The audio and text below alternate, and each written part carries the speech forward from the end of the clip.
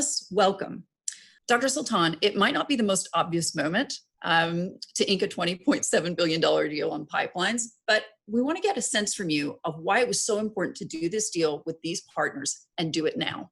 Getting a transaction of this size and this complexity over the line in such a tough economic climate with a very complicated business environment like the one we are all going through right now and the one that we are actually all experiencing only demonstrates the continued confidence of the global investment community in the UAE as a highly trusted go-to investment destination.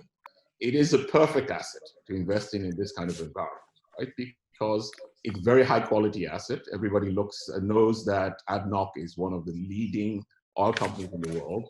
Their facilities management, their planning, very, very strong credit rating. What happens in times like this is that governments and corporations can find alternative uses for capital and release money from infrastructure assets to be able to put into their core operations. And as Bio said, what Dr. Sultan and ADNOC are going to do with the money is reinvest it in their business and grow.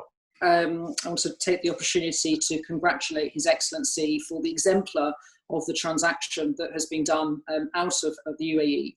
Dr. Sultan, I want you to come into the conversation and walk us through your outlook for oil market. In my view, I don't think anyone today is in a position, especially at this point in time, to tell you exactly what a recovery would look like or how this could potentially unfold in the very near future. No one can predict the impact of a potential second wave of the virus. Having said that, there are some encouraging signs of increased activity in Asia.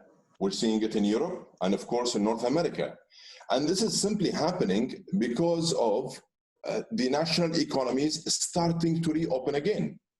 Larry, I want to bring you into the conversation to speak a bit more broadly about what we're seeing happening in the world today. I mean, you've got governments literally on the scramble. How would you characterize what we're seeing today?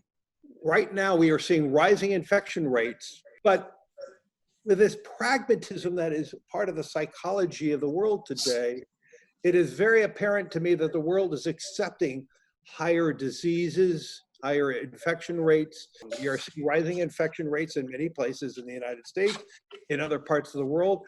Yesterday, we had the highest infection rate in the world, and markets are still pretty stable. In the UAE specifically, obviously, when we talk about opening up, getting back to business, but at the same time being able to protect everyone from the implications of this virus, how do you see the UAE getting that balance right? So far, as you know, the UAE has carried out well over 3 million COVID tests, and that is by far the highest per capita ratio in the world. But at the same time, the UAE government has put in place clear guidelines, and we've been very transparent and very forthcoming with such guidelines to ensure that businesses can safely reopen with the necessary precautions to enhance the safety of the employees and, of course, the general public. I believe that striking a balance is not an easy task, and we're going at it with everything we've got. And I think so far the UAE has been able to demonstrate a very unique, differentiated model in how we've handled this whole COVID situation.